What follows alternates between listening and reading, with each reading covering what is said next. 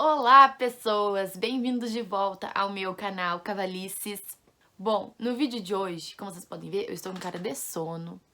Fiz só uma maquiagem pra não ficar assim, né, muito estranho. Eu acordei cedo pra poder gravar o vídeo pra vocês e aproveitar enquanto o Benjamin está dormindo. O vídeo de hoje é um assunto que eu pensei muito antes de falar. Eu escrevi várias vezes ele, escrevi o roteiro do que eu iria falar e apaguei, escrevi, apaguei, escrevi, apaguei. E fiquei pensando como eu ia falar, o que eu ia falar, porque é um assunto muito sério. É um assunto bem delicado pra se falar, não dá pra se falar qualquer coisa. Eu não posso mentir aqui no que eu vou falar pra vocês. Não é um assunto pra brincar. Acho que é melhor eu começar do início a contar pra vocês, né? Onde eu estava quando isso tudo aconteceu, que momento da minha vida eu estava. Bom, em janeiro de 2017 eu tava vivendo a melhor fase da minha vida. Eu tava morando em Porto Alegre, sozinha, eu tinha saído da casa dos meus pais, eu tinha terminado a minha faculdade, fazia 6 meses já, eu tinha começado a minha própria marca, né, a Vulgo K, tinha começado a minha pequena confecção, tava vivendo meu sonho e, pra completar, eu tinha ganhado o Musa do Inter, tá? Então, assim, a minha vida tava no ápice, tava tudo dando certo. Eu tava só sucesso atrás de sucesso. Então, a gente queria estar vivendo o que eu tava vivendo, entende? E eu tava convivendo com pessoas diferentes, entendeu? Tava frequentando lugares diferentes, tava só felicidade a minha vida. E nesse mesmo tempo eu tava ficando com um rapaz. Ele conhecia minha família, conhecia a família dele, entendeu? Nós frequentávamos a casa um do outro. Mas a gente não assumiu um namoro, a gente só ficava sério, né? E daí em março eu descobri que tava grávida. Eu tava grávida quando eu ganhei o Musa do Inter, porque o Musa eu ganhei dia 31 de janeiro. Então eu tava tipo de uma semana ali, 2, não lembro direito. E só que eu não sabia, eu não tinha nem ideia quando eu ganhei o Musa do Inter. E daí quando eu descobri que tava grávida, eu nem achava que fosse possível eu estar grávida. Porque eu sempre usei proteção com esse rapaz, e a única vez que nós não usamos, eu tomei a pílula do dia seguinte. A gente foi na farmácia, eu e ele fomos na farmácia, compramos a pílula, eu tomei. Então eu pensei, pronto, tô salva, né? Ratei, beleza. Mas tomei a pílula, então não vai acontecer o que nós não queremos que aconteça. E daí eu fui no médico, e o médico falou, pois é, tudo bem, mas nenhum método é 100%, entendeu? Se tu, na hora que tu tava tendo relação, tu estava ovulando, na hora que o rapaz ejaculou, né? Vamos ter que falar essa palavra. O óvulo já foi fecundado ao mesmo tempo, entende? A pílula do dia seguinte, ela não é abortiva. Então, se o óvulo já foi fecundado, ela não vai fazer efeito. E foi o que aconteceu comigo. E daí foi um choque, assim, pra mim descobrir que tava grávida, sabe? Porque eu não tava preparada, eu não queria, eu tava vivendo uma vida que não combinava com um bebê. Imagina, eu morava sozinha num apartamento em Porto Alegre, eu tinha uma vida muito louca. Eu vivia em festa, eu era musa do Inter, eu tava sempre em eventos. E eu não tinha segurança nenhuma com esse cara. Tipo, a gente tava só ficando. Que base familiar que eu vou dar pro meu filho? Não tenho estrutura financeira. É muita coisa, assim, que passou na minha cabeça e eu fiquei, assim, muito mal. Eu chorei muito, muito, muito, muito, muito, muito. Eu chorava pra Deus, assim, dizendo: Deus, por favor, eu não posso estar grávida, tira essa criança de mim, eu não posso estar grávida, eu não posso estar grávida. E o cara, na época, ele me deu muito apoio. Ele falou pra mim, cara, fica calma, vai dar tudo certo. A gente vai ter esse filho junto, pode segurar na minha mão, tu não tá sozinha. E eu chorava, eu falava, não, não, não. E ele super, assim, me apoiando, sabe? Dizendo, não, nada a ver, a gente vai ter um filho e deu, acabou, não tem nada demais. Ele tava apoiando, ele tava fazendo a parte dele, a família dele também, todo mundo sabia que eu tava grávida. Eu ia na casa dele, né? A gente continuou ficando até meus 3 meses, então, tipo assim, tava difícil de aceitar aquilo pra mim, mas eu sabia que, tipo, bah, pelo menos o fulano tá do meu lado. Pelo menos eu não engravidei de um babaca, de um idiota. Pelo menos é um cara do bem, é um cara de família, é um cara legal. Foi aí que começou a desgringolar tudo. Quando eu tava com 3 meses de gravidez, ele falou pra mim que não queria mais nada comigo. Que não queria mais ficar comigo, que não tinha obrigação de ficar comigo, que a gente tinha só um filho juntos e ele tinha que assumir só o filho e deu. Tudo bem, né? Eu aceitei, muito mal, porque eu tava grávida dele, a gente tava ficando, né? Eu gostava dele, eu não queria isso, né? Então eu fiquei muito triste, eu chorei muito, eu fiquei bem magoada, porque doía muito pra mim tá grávida de alguém que não queria ficar comigo. Tá grávida de alguém que não se importava comigo. Tá grávida de alguém que enquanto eu tava em casa, barriguda, ele tava em festa, saindo, ficando com meninas. Porque eu sempre projetei uma família na minha vida. Sempre eu imaginei que quando eu engravidasse, eu ia estar casada, eu ia estar na minha casa, eu ia ter tudo certinho, entendeu? Ou que quando eu engravidasse, o cara pelo menos ia querer ficar comigo, né? Eu nunca imaginei que eu ia passar por esse tipo de situação, assim, do cara não querer nada comigo, entendeu? Me dar um pé na bunda quando eu tô grávida dele. Então foi muito difícil pra mim aceitar, sabe? Foi muito triste pra mim passar por isso na minha gravidez. Mas a família dele sempre do meu lado, falando, não, a gente tá contigo, isso não muda nada, entendeu? O fulano é assim, blá blá blá, entendeu? Tudo bem. Então nós combinamos que ele ia ser o pai, eu ia ser a mãe, e ele ia tratar as coisas da gravidez com o meu pai, porque me magoava falar com ele. Com 6 meses, o cara procura o meu pai pra dizer que queria teste de DNA. Fui na casa dele, com papéis, documentos, ecografias dos meus médicos, porque eu fui em 2 médicos, pra ter certeza de que aquela criança foi concebida exatamente no dia que ela foi concebida. Eu mostrei pra ele, eu mostrei pro pai dele, eu mostrei pra mãe dele, chorando, assim, porque a humilhação era tanta humilhação, de eu ter que estar ali provando pra eles que o filho era dele, que não tinha por que eu estar mentindo. Eu chorava tanto, assim, porque eu não acreditava que eu tava passando por aquela situação, eu não acreditava. Eu falava, meu Deus, onde é que eu vim parar? Com quem que eu fui me envolver? E daí nós decidimos que naquele dia que depois que o Benjamin nascesse ia ser feito o tal de teste de DNA. Porque eu não ia me submeter a um teste de DNA na minha gestação, porque não é recomendado, é um exame de risco. Diz que o filho não é teu, então tu vai esperar até essa criança nascer pra fazer o teste de DNA. Então deixa que os meus pais assumem a partir daqui, entendeu? Porque eu já tô assumindo sozinha mesmo. Eu já tô carregando essa barriga sozinha mesmo. Eu já vou em consulta sozinha. E tá todos os casais lá e eles ficam me olhando porque eu tô sozinha, porque eu sou jovem. Vejo a cara das pessoas de julgamento me olhando quando eu tô lá. Então não tem problema. 1 mês depois disso, quando eu tava com 7 meses de gravidez, eu descobri que ele tinha voltado com a ex-namorada dele. Já fazia 1 mês. Ou seja, ele voltou com a ex-namorada dele bem na época que ele pediu o teste de DNA. Coincidência? Porque até então, ele era o pai e eu era a mãe. Quando eu revelei pra ele o sexo do Ben, quando eu disse pra ele que era um menino, que eu fiz uma surpresa pra ele, que eu coloquei dentro de uma caixinha um sapatinho, um tênisinho. E eu disse pra ele, se for uma sandalinha, é uma menina. Se for um tênisinho, é um menino. E ele abriu a caixinha e tinha um tênisinho. E ele chorou. Chorou, se ajoelhou nas minhas pernas, abraçou minha barriga. Dizia, obrigado, Jesus, é um menino, obrigado, meu Deus. Eu tava com 4 meses quando eu revelei o sexo pra ele. Aí, de repente, ele não sabe mais ser pai. Cortamos relação total, né? Não nos falamos mais, não nos vimos mais. Quando eu tava com 8 meses de gravidez, eu descobri que ele tinha saído do país. Porque ele joga futebol, né? Eu descobri que ele saiu do país. Tinha ido morar lá em Portugal. E eu fiquei, como assim? Como é que se faz teste de DNA contigo do outro lado do mundo? Que eu pensei assim, meu Deus, esse cara nunca mais vai aparecer aqui. Esse cara nunca mais vai dar as caras. Eu vou parir essa criança, eu vou ter que criar ela sozinha, eu vou ter que sustentar ela sozinha. Tá lá do outro lado do mundo com essa guria, porque ele levou a guria junto com ele, tá? Levou a guria, tá vivendo feliz, contente, postando foto. Obrigado, Jesus, tu é muito bom pra mim. Obrigado, Deus, porque tu tem me abençoado.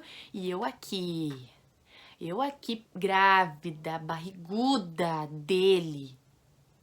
Meu Deus, eu senti muito ódio. Eu senti muito ódio porque era injusto o que eu tava passando.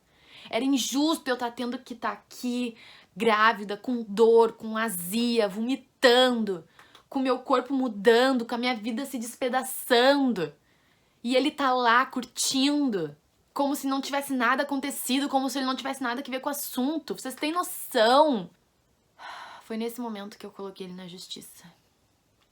Porque eu pensei que eu não tinha mais segurança nenhuma. Eu pensei, que garantia que eu tenho com esse cara do outro lado do mundo agora? Que essa criança vai nascer e ele vai fazer o teste de DNA e ele vai assumir a parte dele, blá blá blá blá blá. Então, eu entrei na justiça pra requerer os direitos do meu filho, pra que ele assumisse a responsabilidade civil dele, porque eu não fiz essa criança sozinha, entende? É muito fácil pra ele tá curtindo, tá saindo pra festa, tá vivendo como se nada tivesse acontecido, agradecendo a Deus, que Deus é bom, e eu tá tendo aqui, ó. Não, não, não mesmo. Demorou uns meses, porque a justiça é assim, tudo demora, tudo é muito lento. Demoraram pra achar ele, porque a pensão só vale a partir do momento que a pessoa recebe o papel escrito. Você, fulano de tal, foi notificado, que não sei o que, pensão. Enquanto a pessoa não recebe o papel e não assina que recebeu o papel, não conta a pensão. Então Benjamin ficou 3 meses sem receber pensão, porque demorou 3 meses pra acharem ele. Ele ia pra um lado, ele ia pro outro e, sabe, ele deu um nó assim na justiça, deu um nó legal. Mas chegou o momento que ele recebeu, que ele veio pra cá. Aí a justiça achou ele. E daí começou a valer a pensão. Tá? Eu resumi muito pra vocês. Muito, muito, muito. Tudo que eu passei. Eu não desejo pra ninguém. Pra ninguém mesmo. Porque a gravidez, ela é um momento muito sensível da mulher. A gravidez, ela é muito psicológica. Ela é muito emocional. A mulher precisa de cuidado na gravidez, porque ela passa por tantas mudanças, entendeu? Mudanças químicas, não é nem só corpo, é mudança na cabeça, é hormônio. As mulheres ficam meio loucas na gravidez, é verdade? A gente fica muito sensível, a gente chora muito, porque é difícil pra nós estar assimilando tudo aquilo. Eu chorei muito na minha gravidez, me doía muito ver que aquela era a minha realidade. Eu chorava pra Deus, assim, nos pés da minha cama. Vocês já ouviram um choro de dor e um choro de sofrimento é diferente. É um choro gritado. Mulher nenhuma merece estar grávida e passar pelo que eu passei. Mulher tem que ser cuidada na gestação. Ela tem que ter alguém para segurar o cabelo dela quando ela vomita. Ela tem que ter alguém para realizar os desejos loucos dela de comer uma coisa diferente. Ela tem que ter alguém para fazer massagem no pé dela. Ela tem que ter alguém para dizer, tu tá linda. Ela tem que ter alguém para dizer, vamos sair, vamos dar uma volta. Ah, tá chato aqui, né? Quem foi essa pessoa para mim na minha gestação foi meu pai e minha mãe. Assim, ó, pela misericórdia de Deus na minha vida eu tinha eles. E eles me cuidaram, eles me pegaram no colo na minha gravidez. E eles, assim, me amaram, e eles, nossa, assim, ó, eles choraram junto comigo, choraram mesmo. Meu pai, um dia, eu mandei uma mensagem pra ele, um texto, assim, ó, eu mandei pra ele de manhã cedo. Eu falei, pai, por que eu tô passando por isso? Por que eu tô vivendo isso? Será que Deus não me ama? Sabe, por que eu tenho que passar por isso? Por que o meu filho merece isso? Meu filho não merece um pai? Por que o pai do meu filho não se importa com ele? Por que ele, como é que ele vive a vida dele como se ele não existisse? Por que, pai? Por que eu tô aqui sozinha? Por que eu tô vivendo isso, pai? Eu não consigo mais, pai. Gente, foi muito difícil pra mim viver tudo que eu vivi. Assim, Deus me deu uma força, assim, ó, sobrenatural pra viver tudo que eu vivi. Porque eu não sei de onde eu tirei forças pra aguentar tudo, sabe? E Deus foi tão bom. Deus foi tão bom comigo. Que o meu filho nasceu perfeito. O Benjamin não nasceu com nenhuma sequela da minha gestação, porque foi uma gestação muito triste. Foi uma gestação muito sofrida, foi muito traumatizante. Como eu falei pra vocês, eu chorava de gritar, sabe? E uma criança, ela sente tudo dentro da barriga da mãe. Então ele podia nascer completamente ferrado da cabeça, sabe? Ele podia nascer uma criança histérica, uma criança que chora sem parar, que nada calma, sabe? E ele nasceu perfeito, sabe? Deus, assim, Deus botou uma proteção sobre ele, que ele não pegou nada da minha gestação. cuidou dele em cada detalhe, sabe? A misericórdia de Deus, assim, na minha vida, na vida do meu filho. Ela existe desde quando eu tava grávida. Quem conhece o Benjamin sabe. Não existe criança mais sorridente do que ele, gente. Ele sorri pra todo mundo. Ele é tão abençoado, ele é tão lindo, sabe? Ele é tão perfeito. Se quando eu tava grávida eu soubesse que a minha vitória, que a minha felicidade, que a minha paz ia estar logo ali, logo quando ele nasceu, tudo ia mudar. Eu nunca teria chorado na minha gravidez. Porque o Benjamin é muito mais do que eu sonhei, ele é muito mais do que eu pedi pra Deus. Então assim, gente,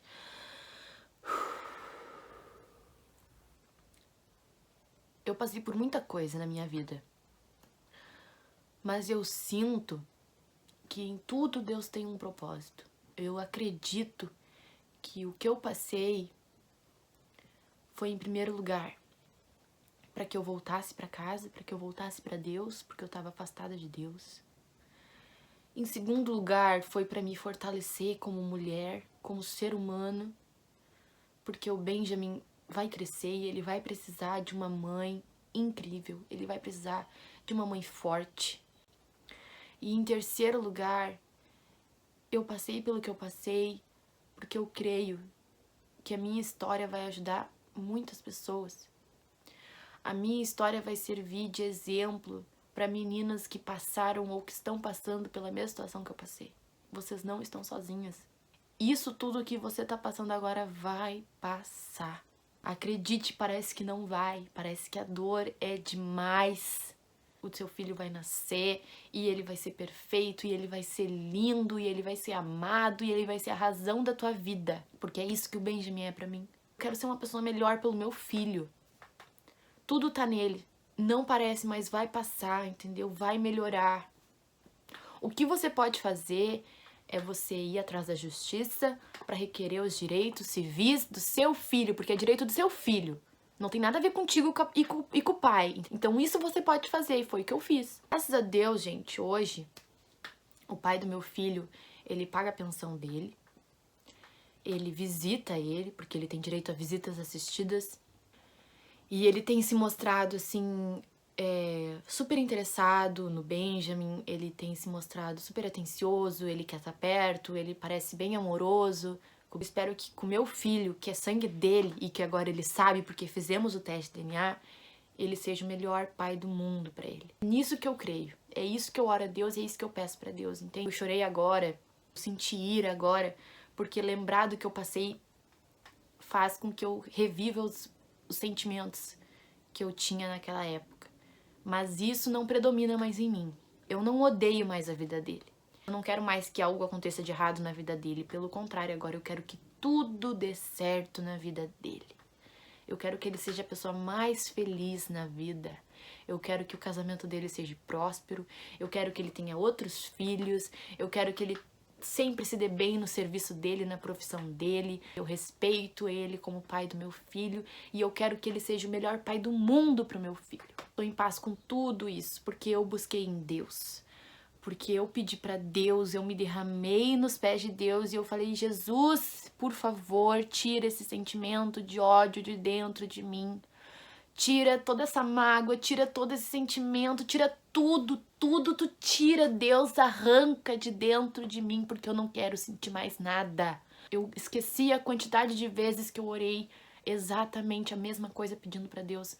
Todos os dias eu orei quando eu tava grávida, eu orei quando meu filho nasceu e eu continuo orando, porque é um processo que você não pode parar de orar, você não pode parar de buscar e de pedir pra Deus. Pra encerrar o vídeo, eu quero dizer pra você que tá passando pela situação que eu passei, procure Deus, se grude em Deus, se grude na sua família, se grude nos seus amigos, em pessoas do bem, se grude nessas pessoas, entende? Deposite sua confiança nessas pessoas, sabe? Não conte com família de outras pessoas, entendeu? A família do pai do seu filho, porque no fim das contas, eles são a família dele, eles vão torcer pra ele. Por mais que ele esteja errado, é a família dele, é sangue dele. E não desiste, sabe? Não desiste. A gestação é difícil porque você tem toda aquela situação hormonal Então é difícil de pensar durante a gestação, é difícil de você raciocinar, é difícil de você lidar com tudo aquilo. Por isso que você precisa de pessoas da sua família, pessoas que vão estar pensando racionalmente pra te dizer o que fazer. É isso que eu tenho pra falar pra vocês, gente. Essa foi a minha história. Eu falei que era um vídeo pesado, eu falei que era um vídeo sério, não é brincadeira o que eu passei, mas tem um final feliz.